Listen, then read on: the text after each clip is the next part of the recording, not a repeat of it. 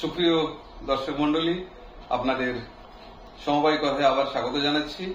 ইকমার্ট আয়োজিত এই সমবায় কথা সাপ্তাহিক আয়োজন।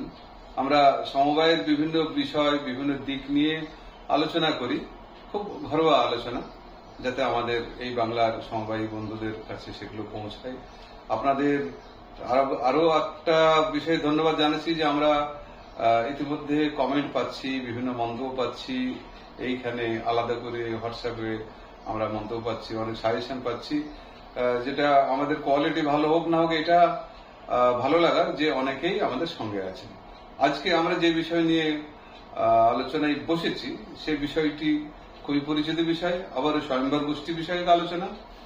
এবং এই স্বয়ম্বর গোষ্ঠী বিষয়ক আলোচনা যার সঙ্গে করব তিনি বিদ্যুৎ বসু আমাদের মধ্যে আছেন। বিদ্যুৎ নমস্কার। তিনি নাবার্ডের আমাদের খুব পরিচিত আধিকারিক ছিলেন, উনি ট্রেনিং সেন্টারে ছিলেন লখনৌতে, আমরা তাকে পেয়েছি। দীর্ঘদিন নাবার্ডে বিভিন্ন জেলায় বিভিন্ন পোস্টে উনি কাজ করেছেন। বর্তমানে উনি এনআরএলএম-এর ন্যাশনাল রুরাল লাইভলিহুড মিশন, তার উনি national level resource person, national resource person. সেই রিসোর্স পার্সন হিসাবে ভারতবর্ষের বিভিন্ন জায়গায় এনআরএলএম-এর যে এসএসজি সেই বিষয় নিয়ে, তার বিভিন্ন দিক নিয়ে উনি ট্রেনার হিসাবে, রিসোর্স পার্সন হিসাবে প্রশিক্ষণ দেন, নানান বিভিন্ন অভিজ্ঞতা। আমরা আজকে তার সঙ্গে আলাপচারিতা করব যে পশ্চিমবঙ্গে আমাদের সবাই জানেন যে এনআরএলএম, এখানে যেটা এসআরএলএম এর মাধ্যমে, ডিআরডিসির মাধ্যমে পঞ্চায়েতের গোষ্ঠী বলে আমরা যেগুলোকে বুঝি, পঞ্চায়েতের স্বয়ম্বর গোষ্ঠী এবং সমবায়ের স্বয়ম্বর গোষ্ঠী, ট্যাক্সের স্বয়ম্বর গোষ্ঠী, এই নিয়ে যে দীর্ঘকাল বলতে সেই 1999 সাল থেকে চলে আসছে যে জটিলতা, যে বিভ্রান্তি এখনো উত্থান পতনের মধ্যে দিয়েও চলছে, তাই নিয়ে আমরা বিদ্যুৎবাবুর সাথে কথা বলবো, তার অভিজ্ঞতা শুনবো। বিদ্যুৎবাবুকে যেটা আমরা প্রথমেই জানতে চাইবো, আপনি তো পশ্চিমবাংলার সমবায় ক্ষেত্র খুব ভালোভাবে দেখেছেন, এখানকার এসএসজি ট্যাক্স লেভেলে সেটাও দেখেছেন, আপনি প্রশিক্ষক হিসেবে বিভিন্ন সময় দেখেছেন, বিভিন্ন প্যাক্সও দেখেছেন, পাশাপাশি এখন বেশ কিছুদিন আপনি এনআরএলএম-এর রিসোর্স পার্সন হিসেবে বিভিন্ন রাজ্যে যাচ্ছেন। আমাদের রাজ্যেরও বিভিন্ন এসআরএলএম-এর যে সেলফ হেল্প গ্রুপের অভিজ্ঞতা আপনি দেখছেন। তো এটা আপনি নিশ্চয়ই দেখতে পেয়েছেন বা বুঝতে পারছেন ভালোই যে এই দুই ধরনের সেলফ হেল্প গ্রুপের মধ্যে একটা মৌলিকগত পার্থক্য আছে। মূলগত একই এলাকার মহিলারা, এখানে কিছু গ্রুপ আছে, এখানে গ্রুপ আছে। তো এই যে মৌলিকগত পার্থক্য, মূলগত পার্থক্যটা আপনার চোখে কেমন লাগছে? কারণই বা কি এবং কিরকম পার্থক্য দেখতে পান আপনি? কারণটা আগে বলছি। কারণটা এনআরএলএম এর দ্বারা প্রমোটেড যে সমস্ত এসএসজি আছে, তারা পুরো ব্যাপারটা তাদের কিন্তু ভীষণভাবে স্ট্রাকচার করা আছে। স্ট্রাকচার মানে কিরকম আমি বলছি, আমাদের যদি শুরুতে ধরে নিই টাকা জমা দিয়ে তারা টাকা ব্যাংকে জমা দিল, তারপর থেকে লোন নেওয়ার সময় থেকে বা কি টাইপের অ্যাকাউন্ট হবে, রিজার্ভ ব্যাংক অফ ইন্ডিয়া প্রত্যেক বছর একটা করে মাস্টার সার্কুলার ইস্যু করছে। এনআরএলএম এর যে এসএসজি আছে তাদের সাথে মানে ব্যাংক তাদের কি টাইপের ডিপোজিট অ্যাকাউন্ট খুলবে, ব্যাংক বলে দিল আমি কারেন্ট অ্যাকাউন্ট খুলবো, আমি ওদের পারবে না, কেননা সেখানে পরিষ্কার বলা আছে ওদের সেভিংস ব্যাংক অ্যাকাউন্ট ডিপোজিট করতে হবে। ওদের লোন দেওয়ার সময় যদি বলে দেয় না আমরা ওই লোন দেব, মানে টার্ম লোনই শুধু দেব, পারবে না। ওখানে বলা আছে যে তুমি ক্যাশ ক্রেডিটই দিতে হবে।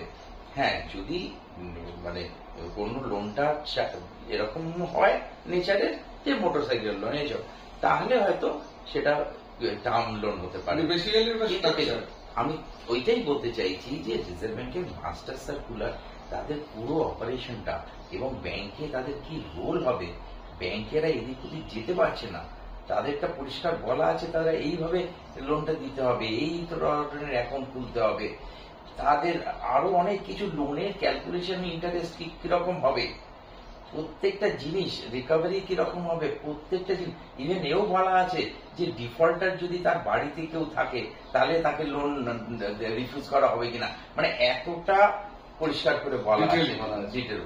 তার মানে কি জিনিসটা অনেক স্ট্রাকচার হয়ে গেল। এবার আপনি তার উপরে চলে গেলেন, তার উপরে চলে গিয়ে যে এবার ওখান থেকে একটা ক্যাপিটাল ইনফিউশন কিরকম, যে আমি আমার যে সঞ্চয় সেই দিয়ে যে আমি লোন পাবো 6 গুণ বা 10 গুণ যাই বলি সেটা কম হবে। সেইটাকে যাতে দেওয়া যায় সেই জন্য ওদের ওখানে একটা রিভলভিং ফান্ড আছে।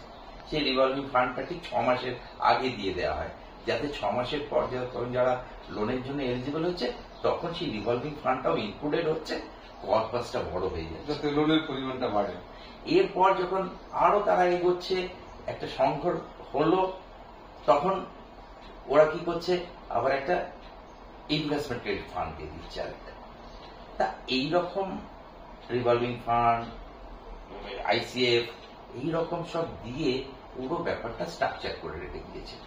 তাতে কি হয়েছে, একটা মানে স্ট্যান্ডার্ড অপারেটিং প্র্যাকটিস থাকছে, এবং তারা অনেক স্টাডি করে এই জিনিসটা করেছে যাতে তাদের রাইজটা খুব স্মুথ হয়, যাতে তারা তারপর যে লাইভলিহুডটা নেবে সেই লাইভলিহুডের জন্য সাফিসিয়েন্ট টাকা তাদের হাতে আসে, এইভাবে করেছে। আর আমাদের এখানে যেটা হচ্ছে সেটা কিন্তু ওই রকম স্ট্রাকচার হচ্ছে না। আমাদের এখানে আমাদের কোঅপারেটিভ সেক্টরটা বলছেন, হ্যাঁ কোঅপারেটিভ সেক্টরটা যেটা হচ্ছে, হ্যাঁ আমাদেরই বলছি, কেন না কোঅপারেটিভ সেক্টর থেকে না, আমি ভাবছিলাম এসআর লেভেল না আমি কোঅপারেটিভ সেক্টর থেকেই আছি। আমি আমাদের কোঅপারেটিভ স্ট্রাকচারে যেটা দেখি সেটাতে কিন্তু এইরকম ভাবে স্ট্রাকচার করা যায়নি, যায় না। কেন আমি এই নিয়েও ভেবেছি যে ব্যাংকের আমাদের তো এখানে এসএলবিসি আছে, তাহলে আমরাও আমাদের রাজ্যে যে সমস্ত ব্যাংকগুলো আছে সেই ব্যাংকগুলোরও তো আমরা একখানা নর্মস বানাতে পারি, সেটা তো রিজার্ভ ব্যাংকের আদলেই করে দিতে পারি। না হয় এখানে এসএলবিসি কে দিয়ে সেটাকে অ্যাপ্রুভ করি, তাহলে কি হবে, প্রত্যেকটা ব্যাংকের মধ্যে একখানা ওই ধরনের স্ট্যান্ডার্ড প্র্যাকটিস এসে যাবে। এইভাবে এছাড়া ওখানে যেরকম রিভলভিং ফান্ড দেওয়া হচ্ছে, ওখানে যেমন আইসিএফ দেওয়া হচ্ছে, এখানেও আমরা সেরকম ভাবে ভাবতে পারি। তাহলে রাজ্য সরকার এবং ওখানে এনআরএলএম দুটো প্যারালালে চালানো যায়। আমাদের এখানে এই রাজ্যের জন্য যে ধরনের প্রয়োজন সেই দিকে মাথা রেখে কিন্তু আমরা এখানে করতে পারি, এটা সম্ভাবনা আছে, কিন্তু আমাদের এখানে বোধহয় সেই চেষ্টাটা হয়নি, আমরা ছেড়ে দিয়েছি। কোঅপারেটিভ মানে আমরা ছেড়ে দিয়েছি, যারা যেরকম ভাবে ভাবছে সেরকম ভাবে করছে। এর ফলে তো আসল সমস্যা ভোগান্তি যেটা হচ্ছে সেটা তো একদম মহিলাদের ক্ষেত্রে হচ্ছে, এবং সেই সোসাইটি, ধরুন মহিলাদের গ্রুপ, একটা সোসাইটি 4-5টা গ্রাম নিয়ে সোসাইটি, একটা প্যাক্সে হয়তো 200 গ্রুপ আছে। ওই এলাকাতে সংঘ সমবায় বা এসআরএলএম অধীনে হয়তো 200 গ্রুপ আছে। তো একই এলাকার কিছু অংশ 200 গ্রুপ এইদিকে, 200 গ্রুপ ওইদিকে, এবং তাদের মধ্যে দেখা যাচ্ছে যে কেউ সুবিধা বেশি, কেউ সুবিধা কম, এই নিয়ে যে কনফ্লিক্টটা এবার সরকারি লেভেলে, রিজার্ভ ব্যাংক লেভেলে এই কনফ্লিক্ট গুলো তো তারা আর অত বলছে না, কিন্তু সমস্যাটা হচ্ছে। তো কোথাও কি একটা এনআরএলএম এর পক্ষ থেকে কোন সম্ভাবনা দেখা যাচ্ছে যে এই যাতে এই বিভেদগুলো দূর হয়, এরকম কোন ভাবনা চিন্তা? হ্যাঁ, এনআরএলএম সবসময় চাইছে যে সব এসএইচজি কিন্তু তাদের ফোল্ডে চলে আসুক, তাহলে সবাই একই রকমের সিস্টেমের মধ্যে চলে আসুক। সেই জন্য তারা কিন্তু সচেষ্ট, তারা কিন্তু বারবার বলে যে সমস্ত ব্যাংকগুলোই চলে আসুক না আমাদের মধ্যে। তার কিন্তু ব্যাংকগুলোর কিছু রিকোয়ারমেন্টস আছে, এই যেমন একটাই হচ্ছে টেকনোলজিক্যাল রিকোয়ারমেন্টস আছে, যেটা হচ্ছে যে আমাদের সিবিএস কমপ্লায়েন্ট হতে হবে, এবং ওই যে পোর্টাল আছে ওই পোর্টালের সাথে আমাদের লিঙ্ক থাকতে হবে, তাহলে কিন্তু আমাদের এই এসএইচজি গুলোকেও আমরা এনআরএলএম কমপ্লায়েন্ট করতে পারি। সেটা একটা উপায় আছে যে সেইভাবে আমরা ঢুকে গেলাম। একটাই হলো, সারা দেশে নয়, একটাই হলো। যে জিনিসটা বাংলাদেশে হয়েছে না, বাংলাদেশে বাট বলে যে ব্যাংকটা আছে, সেই ব্যাংক একই ব্যাপারটা, উনি তো পুরো সারা বাংলাদেশ জুড়ে একটাই এর মধ্যে করে দিয়েছেন মোহাম্মদ ইউনূস। তো গ্রামীণ ব্যাংক, হ্যাঁ গ্রামীণ ব্যাংক একটাই। তাতে কি হয়েছে, স্ট্রাকচার একটা হয়েছে। আমাদের এখানে আলাদা আলাদা আছে। এখন আমার মতে দুটো উপায়, একটা হচ্ছে আমি যদি এনআরএলএম এর মডেলটাকেই নিয়ে ওদের কমপ্লেন্ট করে ফেলি, এই প্যাক্স কম্পিউটারাইজেশন হচ্ছে, আমার মনে হয় টেকনোলজি প্রবলেম বেশি দিন থাকবে না, এটা দিয়ে সলভ করা যায়। এক হচ্ছে সেটা। আর দুই হচ্ছে আমরা যদি মনে করি না সব একরকম হবে কেন, আমার রাজ্যের প্রয়োজনটা একটু অন্যরকম হতেই পারে, তাহলে আমাকে কিন্তু আমাদের মাথা খাটিয়ে আমাদের এসএলবিসি দিয়ে আমাদের ব্যাংকের লোনগুলো কিরকম হওয়া উচিত, আমাদের ডিপোজিট কেমন হওয়া উচিত, না হয় একটু আরবিআই মডেলিং হলো সেই আদল তৈরি করে ফেলা। এবং আমাদের সবচেয়ে বড় ইস্যু এখন যেটা, সেটা হচ্ছে লাইভলিহুড ইস্যু। পয়সা টাকা সবই তো এসে গেল, কিন্তু সেইটা দিয়ে একটা ইনকাম জেনারেটিং অ্যাক্টিভিটি করা, সেই অ্যাক্টিভিটিটা ওই সাস্টেনেবল করা, সেটাকে সেই যে জায়গাটা, সেটা কিন্তু আমাদের কাছে এখন একটা খুব বিরাট চ্যালেঞ্জ। এবং সেখানে কিন্তু ওদের অত স্ট্যান্ডার্ডাইজেশন নেই, কেননা লাইভলিহুড অত স্ট্যান্ডার্ডাইজেশন করা যায়, তো ভ্যারি করবে। সেই জায়গায় কিন্তু রাজ্য ভিত্তিক লাইভলিহুড তৈরি করা অনেক ইজি। আমাদের এখানে যেরকম ধানের উৎপন্ন খুব হচ্ছে বলে আমি ধান দিয়ে মুড়ি করতে পারছি, চিড়ে করতে পারছি, ধান ভাঙার জন্য তাদের ইউজ করতে পারছি, নানা রকম ভাবে করতে পারছি কৃষি ভিত্তিক। আবার অনেক জায়গা আছে যেখানে অত কৃষি উন্নত নয়, সেখানে কৃষি ভিত্তিক না, সেখানে অন্যভাবে হচ্ছে। হ্যাঁ, সুতরাং আমার মনে হয় রাজ্য স্তরে কিন্তু আমরা এটা করতে পারি। যেটা আপনি কিছুক্ষণ আগেই বললেন, এটা মানে স্বাভাবিকভাবেই সবাই আমরা চাইব যে ভিন্নতাগুলো কমে আসুক, বৈষম্যগুলো কমে আসুক। কোন দিকে কে ঝুঁকবে সেটা অন্য কথা, কোন মডেলটা কি হবে, কিন্তু বিভ্রান্তিগুলো কমে এসে সুযোগ হোক, সুবিধা হোক, সেগুলো সবার জন্য প্রায় একই রকমই থাকুক। বাস্তবে আপনি যেটা বললেন যে ব্যাংকগুলোকে চাইছে এনআরএলএম যে তার মডেলের মধ্যে সবাই চলে আসুক, টেকনোলজিক্যাল বাধার জন্য অনেক হয়তো আসতে পারছে না। কিন্তু আমরা যেটা দেখছি বা আমার মনে হয় যে টেকনোলজি যদি উন্নত হয়েও যায়, এনআরএল কমপ্লায়েন্ট করা যদি জটিলতা নাও হয়, তাহলেও কি কোঅপারেটিভ সেক্টরের কোঅপারেটিভ ব্যাংকগুলি তার আওতাই বলবো, ট্যাক্সের অধীনে যে গ্রুপগুলি, এই আওতাধীন গ্রুপগুলোকে একদম এনআরএলএম এর পোর্টালে ঢুকিয়ে তাদের গ্রুপ করে দিতে চাইবে, এটাও হয়তো চাইবে না।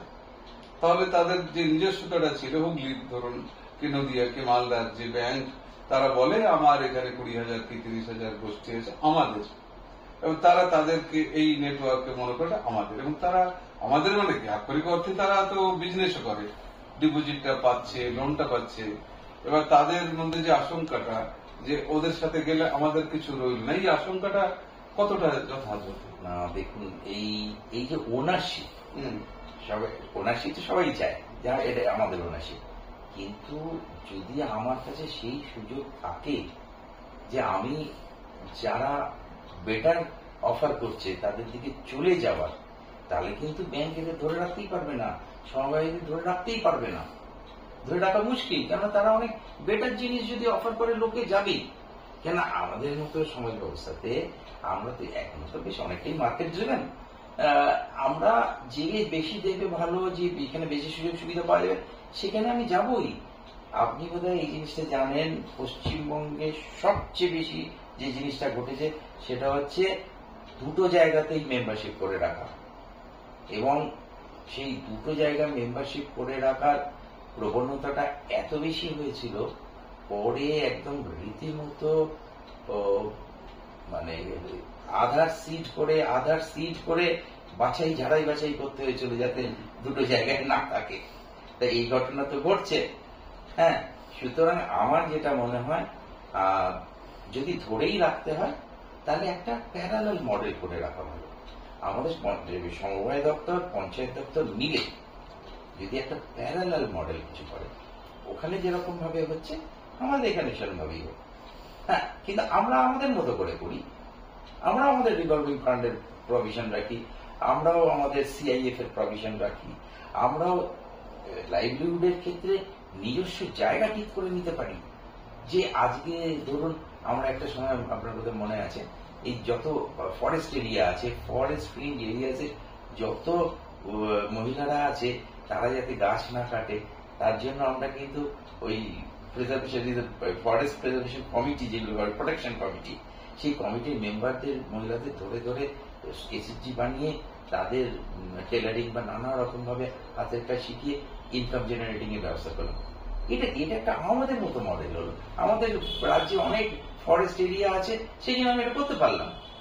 আমার এখানে অসংখ্য পুকুর, নদী, নালা আছে, সেই জন্য আমি এখানে কিন্তু মাছের নিয়ে অনেকগুলো ক্ষেত্রে হয়েছিল, ছোট ছোট পুকুর আমরা 8-10টা এসএসজি কে লিজ দিয়ে দিয়েছিলাম, যে তারা পুকুরগুলো থেকে চাষ করে যেটা করে, মানে আমাদের রাজ্য ভিত্তিক, রাজ্যের সাথে ম্যাচ করে এরকম কিছু রিয়ালিস্টিক বানিয়ে দিতে পারতাম, মানে লাইভলিহুডের জন্য। না, যে জায়গাটা আপনি বলেন যে প্যারালাল একটা মডেল বানাতেই পারে, তো প্যারালাল মডেল বানানো মানেই তো যে ও একটা রাস্তায় চলবে, তারই মতো করে আর একটা রাস্তা, তার বৈষম্যটা থেকেই গেল। মানে যদি প্যারালালই হয় একই রকম রেল লাইনের দুই পার্টির মতো, তো তার চেয়ে একসঙ্গে মিলে গেলে তো আরো সবচেয়ে ভালো হয়, এরকম একটা প্রশ্ন আসবেই। আর তখন আবার সেই সত্তার প্রশ্ন আসবে। কিন্তু যে জিনিসটা এই বাংলাতে খুব শোনা যায় যে এনআরএলএম বা এসআরএলএম এর মাধ্যমে ব্লকে ব্লকে যে গোষ্ঠীগুলো দেখভাল করা হয়, প্রতিটি পঞ্চায়েতে তো সমবায় রেজিস্ট্রেশন করা হয়েছে তাদেরকে নিয়ে, এখন বৃহত্তর সমবায়ের পরিবারভুক্ত তারাও। তো যেটা শোনা যাচ্ছে অভিযোগ হিসাবে যে প্রতিটি পঞ্চায়েতে একটা করে সমবায় সমিতি তৈরি হয়েছে, সংঘ সমবায় বলা হচ্ছে। সেখানে যে ফান্ড গভর্নমেন্টের আসে, সেন্ট্রাল গভর্নমেন্ট থেকে বা এনআরএল থেকে আসে, এই ফান্ডের আধিক্য থাকার ফলে প্রচুর দুর্নীতির খবর আসে। এবং একটা জিপিতে যে সংঘ, তার তো অন্তত 500-700 গ্রুপ হবারই কথা আছে, কিন্তু অভিযোগগুলো আসে কি যে খুব ছোট ছোট পকেটে টাকা পয়সা নিয়ে খুব দুর্নীতি, খুব জটিলতা, সেখানে মানে কয়েকজন মিলে ঝামেলা বাড়াবাড়ি, গ্রুপে গ্রুপে প্রচুর মানে সংঘাত, যেগুলো আমাদের কোঅপারেটিভ ডিপার্টমেন্টের অফিসারদের কাছে আসে মাঝে মাঝে সংঘাত নিয়ে, সেটা তো প্যাক্সের মানে গোষ্ঠীতে হয় না। তো এনআরএলএম যেটা চাইছে আমার সাথে সবাই মিশে যাক, তো অনেকে এটা বলে যে মিশে গেলে সেই সংঘাতের ভিতরে বসলাম, তো তাহলে কি প্যাক্সের গ্রুপের চেয়ে বেশি ভালো আছে তারা, এটা বলা যাবে? আপনার কি মনে হয় যে 500-700 গ্রুপ নিয়ে যে একটা গ্রাম পঞ্চায়েতের সংঘ তৈরি হয়েছে, সেখানে যে সুযোগ সুবিধা পাওয়ার কথা বলা হচ্ছে, তারা হয়তো 500-700 কাছে পৌঁছায় না, হয়তো 10-20টার কাছে পৌঁছায়? এখানে দুটো বিষয় আমি বলবো। একটা বিষয় হচ্ছে যে আমাদের পঞ্চায়েতের গ্রুপেরা এখনো কিন্তু ফেডারেশনের দিকে যায়নি। পঞ্চায়েতের গ্রুপেরা কি এরকম ফেডারেশনের দিকে গেছে? মানে ব্লক লেভেল ফেডারেশন তেমন হয়। ওখানে যে ফেডারেশন আছে, সমবায়ে রেজিস্ট্রেশন করেছি মানে কি, আমার গঠনটা এবং ম্যানেজিংটা সমবায়ের আইন মেনে চলবে, সমবায়ের রুল মেনে চলবে। সেটা আমাদের করার উদ্দেশ্য ছিল একটা, সেটা হচ্ছে সমবায় আইন রুল এটা অনেক বেশি পোক্ত। এখানে টাকা কড়ি সবকিছু এই খুব আনসারেবিলিটি থাকে সবের, আর কোথায় কোন লিকেজের ভয়টা অনেক কম, অডিট হয় সবকিছু এরকম পাকা জায়গা বলেই আমরা করেছিলাম। হ্যাঁ, কিন্তু ক্ল্যাশটা অবধারিত ছিল। কেননা ক্ল্যাশটা হওয়ার একটা কারণ হচ্ছে রুল অ্যাক্ট যতই থাকুক ওগুলোকে ম্যানেজ করছে তো কিছু মানুষ, এবং তারা অত বেশি এই ব্যাপারে শিক্ষিত নয়। মানে এই ব্যাপারে শিক্ষিত হচ্ছে যে একটা সমবায় বা টাকা হ্যান্ডেল করার। আমার অভিজ্ঞতা ঝাড়খণ্ডে এইরকম অনেক টাকা এসে পড়ে রইল, সেই টাকাটা কি করে সে ম্যানেজ করবে সেটা ঠিক করতে পারছে না। ব্যাংকগুলো তাদের কাছে লাইন দিয়ে পড়ে আছে যে ওই ফান্ডটা নেওয়ার জন্য, এবং সেই করতে গিয়ে কিছু কিছু দুর্নীতির প্রশ্রয় পেয়ে যাচ্ছে। এরকম ঘটেছে। টাকা আননেসেসারিলি বেশি এসে গেলে এটা হবে। আর আমাদের এনআরএলএম সেন্ট্রাল গভর্নমেন্টের এর পদ্ধতিই চলে বলে সেখানেও কিন্তু ওই কত ওরাও দেখায় কি কত আমার ইউটিলাইজেশন হলো, টাকাটা পাঠিয়ে দিয়ে ও দেখিয়ে দেয় যে আমরা ইউটিলাইজ করলাম, সেটাই সাকসেস। এবার এর কাছে এসে সেটা আবার ইউটিলাইজেশন করলো কিনা সেটা এখানে আগে। কিন্তু এক্ষেত্রে আমি কিন্তু দেখেছি কিছু কিছু ক্ষেত্রে এই মানে কিছু বেশিরভাগ ক্ষেত্রেই কিন্তু এটা হয় না।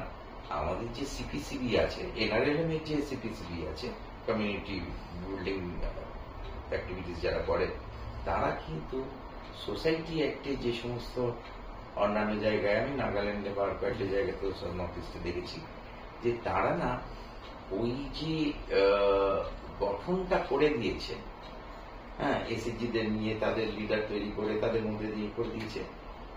তাছাড়াও কিন্তু ওখানে একদম প্রফেশনাল ম্যানেজার বসিয়ে দিয়েছে, টাকা দেয়া প্রফেশনাল ম্যানেজার। যে জিনিসটা আমাদের এই প্রডিউসার্স অর্গানাইজেশনে আমরা করি না, করছি আমরা যে একদম প্রফেশনাল ম্যানেজার, ওরা কিন্তু ওইখানে ওইভাবে জিনিসটা করে হওয়া তো উচিত ছিল, ওদের ভিতর থেকে উঠে আসা, সেটাই তো সেলফ হেল্প হওয়া উচিত। হ্যাঁ, সেটা হচ্ছিল না বলে একদম প্রফেশনাল ম্যানেজার বসিয়ে দেওয়া, সে পুরো ফিনান্সিয়াল ম্যানেজ করছে, সে দেখছে যে যদি একটা একজন প্রফেশনাল ম্যানেজার একজন মার্কেটিং এর হলো যে তারা যে জিনিসটা তৈরি করছে এতগুলো এসএসজি মিলে তাদের প্রডিউসটা ঠিক মতো বিক্রি করে দেয়, করে আর্ন করে, যেটা একটা প্রফেশনাল লোক, যেটা ওরা কিন্তু অনেকটা প্রফেশনাল দিয়ে দিয়ে করাচ্ছে আস্তে আস্তে যে ওরা শিখে যাবে, এইভাবে জিনিসটাকে করেছে। আর একটা দুটো জায়গায় চেষ্টা চলেছিল, সেটা হচ্ছে যে 8 ধরে করা, ওগুলোকে আমরা কোম্পানি সেকশন 8 এর মধ্যে যেটা করি, যেটা প্রডিউসার্স অর্গানাইজেশন করা হচ্ছে, এফটিওতে যেটা আছে, একটাতে যেটা আছে সেইভাবে করা, যাতে ওই যে মানে আইনের পুরো যাতে এটা থাকে মানে রক্ষা করা সংস্থাটাকে যে একখানা বেঁধে ফেলা, একটা আইনের নিয়মের মধ্যে শৃঙ্খলার মধ্যে বেঁধে ফেলা।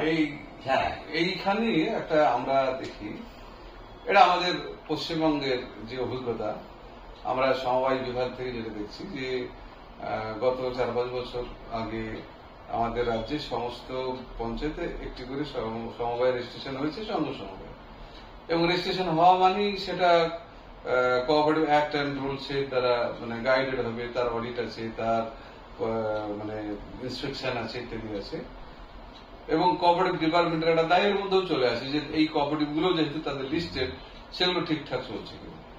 এবার জেলাতে যেগুলো আমরা অভিযোগ আসছে বা ইনফরমেশন আসছে যে ব্লকের ইন্সপেক্টর বা জেলা রেঞ্জ অফিস, তারা এইসব সোসাইটিতে তাদের কোনো বলতে গেলে আক্ষরিক অর্থে কোনো অ্যাক্সেস বাস্তবে পাচ্ছে নেই।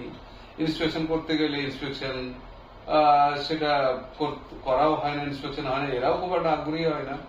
তো এই যে মনিটরিংটা, রেজিস্ট্রেশন করা হলো মনিটরিং এর জন্য, শৃঙ্খলা ঠিকঠাক হচ্ছে কিনা, আইন কোন মেনে হচ্ছে কিনা, কিন্তু সেটা যেন গত 5 বছরেও এখনো ডেভেলপ করছে না। এরা বলছে যে আমরা ইন্সপেকশন করতে গেলে ওরা খুব আগ্রহী হয় না। এই বিষয়টা কি আপনার নলেজে এসছে? কিছু কিছু দেখুন, এটা খুব স্বাভাবিক।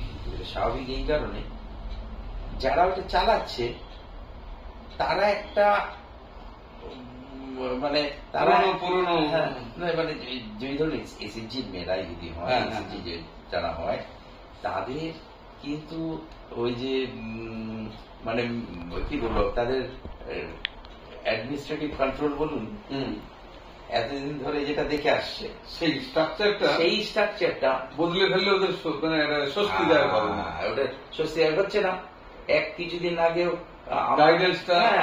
আমাদের দেখুন না, আমাদের এইখানে এনআরএলএম এর ক্ষেত্রেও সেই জিনিসটা হয়েছে, এখানে এনআরএলএম এর ক্ষেত্রেও সেটা হয়েছে। কিন্তু কিরকম, এনআরএলএম এর যে স্ট্রাকচার আছে তাতে সব রিসোর্স পার্সন আছে, কমিউনিটি রিসোর্স পার্সন, ব্যাংকিং এর জন্য রিসোর্স পার্সন, লাইভলিহুড এর জন্য রিসোর্স পার্সন, এরকম একদম ব্লক লেভেল পর্যন্ত না সব ধরনের রিসোর্স পার্সন দেওয়া আছে। সব সাপোর্টটা দেওয়ার জন্য তাদের এই সাপোর্টটা, তার মানে সব এসএসজি মেম্বাররা তারা কিন্তু ওই জন্মলগ্ন থেকে ওই ব্যাংকের রিসোর্স পার্সন ওকেই ব্যাংকের চিনে নিয়ে গেল, লাইভলিহুডের রিসোর্স পার্সন সে লাইভলিহুড ওকেই ও নিকটজন বলে যায়, ওকে নিকটজনে, ওর থেকেই ও বড় হয়েছে, ওইখান থেকে অভ্যস্ত হয়েছে, ওখান থেকে বড় হয়েছে, ওখান থেকে আবার কমিউনিটি বিল্ডিং রিসোর্স পার্সন আছে, তারা আবার ওদের সঙ্গ করে দিয়েছে, ওদের দিয়েই হয়েছে। এবার হওয়ার পর দেখা যাচ্ছে যে একজন বাইরের একজন এসে তার, সুতরাং তার স্বস্তিদায়ক হচ্ছে না, একদম স্বস্তিদায়ক হচ্ছে। আমরা একটা ফিলোসফিক্যাল জায়গা থেকে কথা বলি যে ফিলোসফিটা ঘোরাফেরা করে, কিন্তু খুব ডিটেলে আলোচনা করা দেখি না। আমরা দেখি যে নাবার্ডের গাইডেন্স সেটি চলছে, সব রকম এসএসজি নাবার্ডের গাইডেন্সে চলছে। আমরা নাবার্ডকেই বরং ডিমান্ড করতাম বা এখনো করি যে নাবার্ডের বরং এটা দায়িত্ব নেওয়া উচিত যে এই যে 2 ধরনের হয়ে যাচ্ছে, আলটিমেটলি তো রুরাল ডেভেলপমেন্টের কনফ্লিক্ট নিয়ে রুরাল ডেভেলপমেন্ট হওয়া তো মুশকিল, কনফ্লিক্টটা মিনিমাইজ করা নাবার্ডের একটা পার্ট হওয়া উচিত, সেটা অন্য প্রশ্ন। আমরা প্রথম দিকে 2000 সালের আশেপাশে নাবার্ডের যে গাইডলাইন গুলো আসতো বা কোঅপারেটিভ সেক্টরে যে গ্রুপ তৈরি করা হতো, তখন কমনলি লোন দেওয়ার সময় জিজ্ঞাসা করা হতো বা দেখা হতো কি পারপাসে লোন দেওয়া হবে। এসএইচজির মেয়েরা কিছু না কিছু পারপাসে তো লোন নেবে। বাস্তবে দেখা গেল যে একটা গ্রুপে 10টা মেয়ে, তার 2-3 জন হয়তো স্পেসিফিক পারপাস আছে, বাকিদের হয়তো অতটা পারপাস নেই, অথচ টাকাটা নিচ্ছে, শোধও করছে। হয়তো দেখা যাচ্ছে সে টাকাটা নিয়ে ফ্যামিলিতে দিচ্ছে, ওর স্বামীর হয়তো ওটা নিড আছে, ফ্যামিলির নিড আছে, ওর স্বামীর একটা দোকান আছে কিংবা চাষের জমি আছে, সেখানে ও সাপোর্ট দিচ্ছে। এই বিষয়টাকে দুটো দৃষ্টিভঙ্গিতে দেখার একটা অভ্যাস আমরা দেখেছি। যে একটা স্পেসিফিক কোশ্চেন, যে সেই মেয়েটি যখন নিজে কোনো ইনকাম জেনারেট করছে না, তাহলে ওকে এই লোনটা দেওয়াটা ঠিক নয়, কথাটা প্রাপ্য নয়, ও এলিজিবল নয় সেই মেয়েটির জন্য। আরেকটা ফিলোসফিক্যাল দিক হচ্ছে যে টাকা ও জমিয়েছে, ও লোন পাবে, টাকাটি নিয়ে কি করবে, এত ওর ব্যক্তি স্বাধীনতা হস্তক্ষেপ করার কি দরকার? ফান্ড ম্যানেজমেন্ট হচ্ছে ভালো কে বুঝবে? তার ফ্যামিলিতে নিড আছে, সেটাও তো সাপোর্ট। ওর ছেলের স্কুলে যদি ভর্তি করাতেও কাজে লাগে, সেটাও তো ওয়ার্ল্ড ডেভেলপমেন্টের পার্ট। ও যদি তার স্বামীকেও টাকাটা দেয়, তো এটাও তো তার সোশ্যাল আপলিমেন্ট হলো, তার স্বামীর কাছে ওর মর্যাদাটা বাড়লো, মর্যাদা বাড়াটাও তো একটা সেলফ হেল্পের একটা পার্ট। এই দুরকম ফিলোসফিক্যাল একটা অ্যাসপেক্ট আর 20 বছর ধরে আমরা শুনছি। এই কিছুক্ষণ আগে যেমন আপনি বললেন যে ইনকাম জেনারেটিং প্রসেসটা আয়ারল্যান্ড যেটা করতে চাইছে আজীবিকার মূল ভাবনাটা, এখন কি এই ফিলোসফিক্যাল জায়গাটা আপনার কাছে কোনো কনফ্লিক্ট হিসেবে এসছে কোনোদিন? এই দুটো বিষয় দেখুন, এই জিনিসটার সলিউশন কিন্তু রিজার্ভ ব্যাংক অফ ইন্ডিয়ার মাস্টার সার্কুলার করে দিয়েছে। কিরকম? ওখানে প্রত্যেক বছরই চেঞ্জ হচ্ছে, যদিও কি হয়, প্রথম dose of loan, second dose of loan, third dose of loan, এভাবে চলে। তো ওরা প্রথম ডোজ অফ লোন কোন রকম জিজ্ঞাসা করা হবে না কাউকে, এই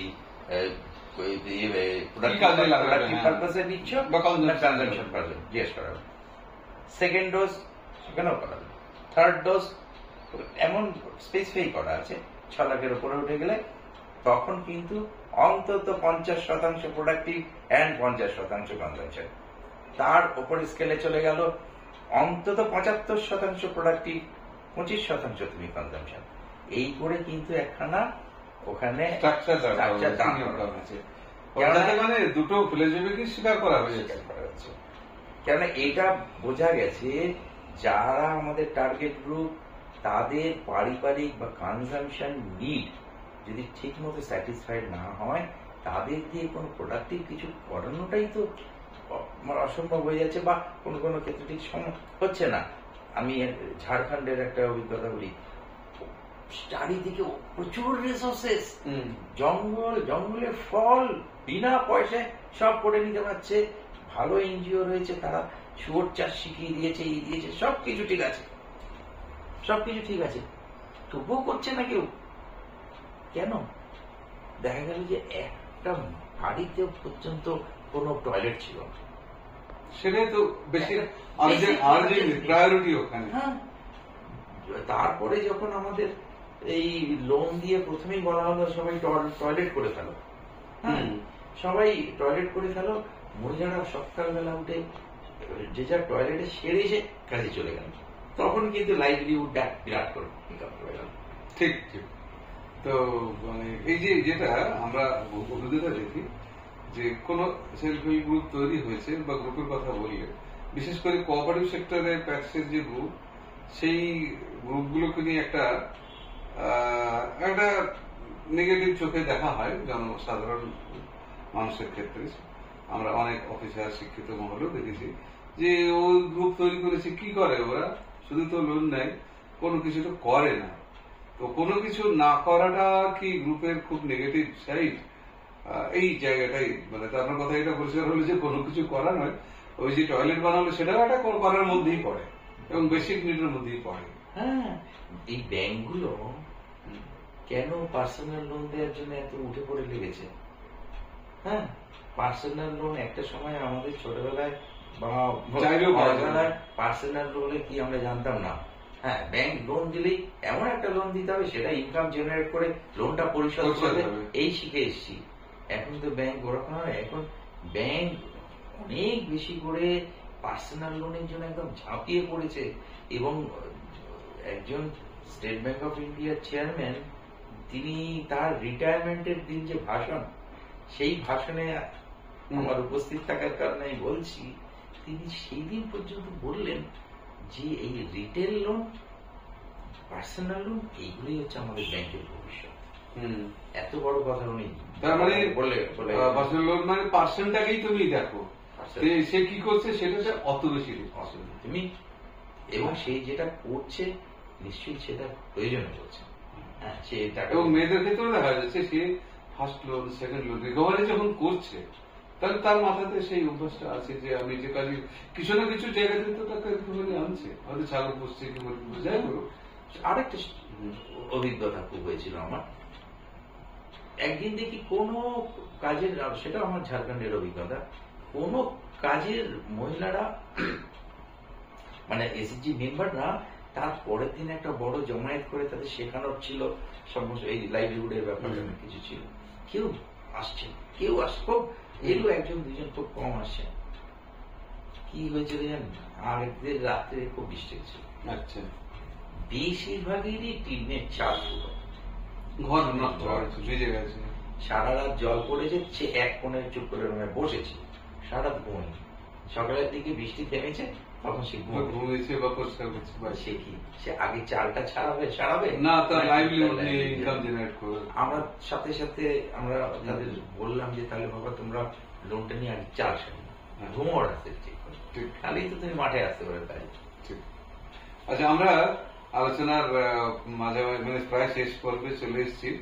আমরা অনেক কিছু শুনলাম। তার শেষ যেটা আমরা জানতে চাই রবীন্দ্রর কাছে, যে আপনি তো আমাদের পশ্চিমবাংলার অনেক প্যাক্সের গ্রুপের সঙ্গে বিভিন্ন ভাবে মিট করেছেন। মানে আমাদের স্টেটের প্রায় 2 লক্ষ গ্রুপ কোঅপারেটিভ সেক্টরে কাজ করছে, মূলত প্যাক্সের পিসিসিবি গাইডেন্সে। তো এদের আগামী দিন বা আগামী ভবিষ্যৎ এদের কেমন বলে আপনার কাছে মনে হয়েছে? এরা এই যে মাঝে মধ্যেই কনফ্লিক্টে ভুগছে, এদের জন্য আপনার ধারণায় বার্তা কি, বা আপনি তাদের জন্য কি পরামর্শ দেবেন যদি আপনার সামনে থাকে তারা প্যাক্সের লোকেরা? হ্যাঁ, আপনি বলছেন যদি আমি মানে প্যাক্সের লোকেদের জন্য সামনে পান, তাহলে তাদেরকে কি বলবেন এসএসজির ব্যাপারে? হ্যাঁ, এসএসজির ব্যাপারে প্যাক্সের লোকেদের বা আমাদের কোঅপারেটিভ সেক্টরে অন্যান্য যে সমস্ত যারাই আছে তাদের ক্ষেত্রে একটাই, মানে একটা না, অনেক কিছু বলার মধ্যে একটা, যে তারা কিন্তু ট্যাক্স বা আমাদের কোঅপারেটিভের অন্যান্য যে সমস্ত বিষয় তাদের কাছে আসে তাদের টাকাটা গচ্ছিত রাখার জন্য, সেখান থেকে লোন নেওয়ার জন্য, লোন নিয়ে কিছু করার জন্য, এটাই মূল তাদের এটা থাকে। তার সাথে কিন্তু একটা গাইডেন্সও থাকে, একটা গাইডেন্স, সে এই তাকে বোঝানো। অনেক ক্ষেত্রে প্যাক্সের ম্যানেজার, আমি নিজে দেখেছি, এসএসজি মেম্বারটাকে খুব বকা দিল এই লোনটা নিতে এসছে, তুই এই এখন এসছিস কেন, এইটা নিয়েছিস, তুই জমাই ষষ্ঠীতে জমাইদের খাওয়াই বলে টাকাটা তুলছিস, ঠিক এইভাবে বলা। এই বলাটা আমরা না ওই তথাকথিত বড় ব্যাংকের ক্ষেত্রে ভাবতেই পারি না যে এই ক্লোজ রিলেশনটা, এইটা কিন্তু একটা অত্যন্ত এটাই অ্যাসেট, এবং এটাই কিন্তু হচ্ছে সেই জিনিস যে সমবায়ের মধ্যে সমবায়। হ্যাঁ, যে কথাটা বলা, হ্যাঁ, যে এই যে রিলেশনশিপ ব্যাংকিং বলে বড় বড় মাল্টিন্যাশনাল ব্যাংকিং অনেক কথা বলে বটে, রিলেশনশিপ ব্যাংকিং দেখতে পেলে আমাদের এই ট্যাক্সেই আসতে হয়, যে রিলেশনটা বিল্ড আপ করে ফেলেছি আমি, এটাই ওদের মূলধন। তাহলে এইটাই আমার তো মনে হয় এটা বিরাট মূলধন। এবার যদি টেকনোলজি এইসবগুলো ঠিক মতো এসে যায়, এসে আমরা যদি ট্যাক্স, আমি জানি না এক্ষুনি হচ্ছে কিনা, একটা সময় কিন্তু আমরা এনআরএলএম যে রিসোর্স পার্সন বলে যাদের ডিপ্লয় করেছে, আমরা কিন্তু যারা খুব ওয়েল ম্যানেজড এসএসজি, তার যিনি এসএসজি লিডার আছে তাকে কিন্তু আমরা কিছু মানে দিয়ে অনারারিয়াম দিয়ে অন্য এসএসজি গুলোর সাথে দেখা, কি দিদি বলতাম বোধহয়, বা আমরা মবিলাইজার একসময় লেজার ইত্যাদি হয়তো ছিল, হ্যাঁ এখন যেটা আমাদের কোঅপারেটিভে যে সজনী মডেলের মতো হচ্ছে, এইরকম যদি ক্যাডারটা ঠিক মতো থাকে, যে ক্যাডার রিলেশনটা করবে এবং একটু ওয়াচফুল থাকবে কি করছে না করছে, প্লাস গাইডেন্স কি করা যেতে পারে না করতে পারে, আমার মনে হয় সেটা অনেক ভালো। এনআরএলএম এর যে জিনিসটা আছে সেটা আছে, এই আমাদের resource person, bank resource person, livelihood resource person, কেউ ব্যাংক দিদি বলছে, কেউ এই বলছে, এগুলো আছে। এগুলো কিন্তু ওই জন্যই যে তাদের যাতে ধরে রাখা যায় তারা কি করছে, তাই এটা কিন্তু আমার এখানে অনেক ভালো করা সম্ভব। মানে ট্যাক্স লেভেলে হ্যাঁ চাইলে তারা আরো ভালো করছে, আরো অনেক, এবং অলরেডি তাদের ক্যাপিটাল আছে যেটা হচ্ছে রিলেশন, যেহেতু সবাই লোকালি। তার মানে ট্যাক্স এর অন্য সমস্যা, টেকনোলজিক্যাল সমস্যা, কনফ্লিক্ট যাই থাক, ওর ওই নিজের মূলধনটা যদি ঠিকঠাক রাখে, সবার এসএসজির সাথে ভালো রিলেশন রাখে, ওইটাই হচ্ছে ওর আগামী। এবং ট্যাক্সের ক্ষেত্রে তো অবশ্যই এটা একটা বিজনেস প্রপোজিশন। এতটা ডিপোজিট কোথা দিয়ে আসছে? আর ট্যাক্সের ক্ষেত্রে কিন্তু ডিপোজিট কমে আসার প্রবণতাটাই রয়েছে, এইসব ক্ষেত্রে দিয়ে বরং অনেক বেড়েছে। লোনটাও হচ্ছে এবং রিকভারি বেটার। সুতরাং এটা কিন্তু উইন উইন, একেবারে উইন উইন। হ্যাঁ, উপকৃত হচ্ছে এবং ওই আপনি জানেন যতই ভালো সেট আপ থাক, হ্যাঁ, আজকে মানে এসএইচজি যারা পাবলিক সেক্টর ব্যাংক থেকে বা অন্যান্য ব্যাংক থেকে ব্যাংকের সাথে রিলেশন রেখেছে না, তারা কিন্তু বেশিরভাগই খুশি হন। তারা ব্যাংকে ব্রাঞ্চে ঢুকতে তাদের অসংখ্য অভিযোগ, কেন ওই বড় বড় ব্যাংকগুলো তাদের ঠিক সেইভাবে দেখে না বেশিরভাগ ক্ষেত্রে। একদম নৈকট্য বোধ বা নিজের বোধ যে ফিলিংটা সেসব নেই, তাদের সেই চোখে দেখে না।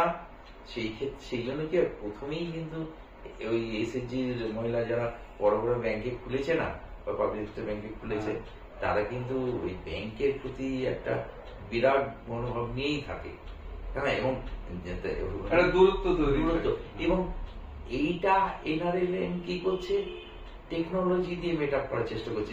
যেতে হবে না বাবা, তুই এইখানে বসেই ঘরে বসে যদি ব্যাংকে এটা করে ব্যাংকের কাছে গিয়ে বসে থাকা, লাইন দেওয়া, তো ঠিক ঠিক ঠিক। আমরা আজকে মানে আবারও কোনো সময় আমরা বিদ্যুৎ বাবুকে পাবো, আলোচনায় বসবো। উনি তো ন্যাশনাল লেভেল রিসার্চ পার্সন, বিভিন্ন রাজ্যে দেখছেন, ঘুরছেন। এই তো কিছুদিন আগে ইউপি মানে ন্যাশনাল রিসার্চ পার্সন হিসেবে ঘুরছেন, আমাদের নর্থ ইস্টার্নে ঘুরছেন।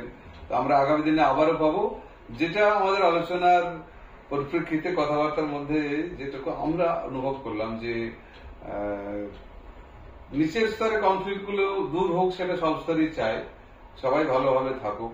এবং যে টেকনোলজির একটা ব্যবস্থা হচ্ছে ট্যাক্স লেভেল কম্পিউটারাইজেশন বা ইত্যাদির মাধ্যমে, আগামী দিনে হয়তো কিছু কিছু কনফ্লিক্ট এর মাধ্যমে কমে আসবে।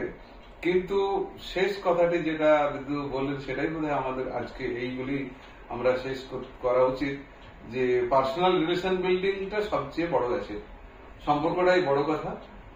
এসএসজির মেয়েদের সাথে যদি ট্যাক্সের ম্যানেজার বাবু, কর্মীদের যদি সম্পর্ক ভালো থাকে, তারা যদি স্বস্তিবোধ করে, নিজের মনে করে, সমিতিটাকে মনে করে এটা আমাদের সমিতি, যেটা একটা বড় ব্যাংকের শাখায় গিয়ে মনে হবে না, আর যদি মনে করে, তাহলে এই কনফ্লিক্ট 20 বছর আগেও ছিল, আগামীতে থাকবে। তা নিয়ে নিশ্চিন্তার কারণ কিছু নেই। সবাই ভালো থাকবেন। আজকের মতো আমরা এখানে শেষ করছি। বিদ্যুৎ আপনাকে পক্ষ থেকে নমস্কার, ভালো থাকবেন।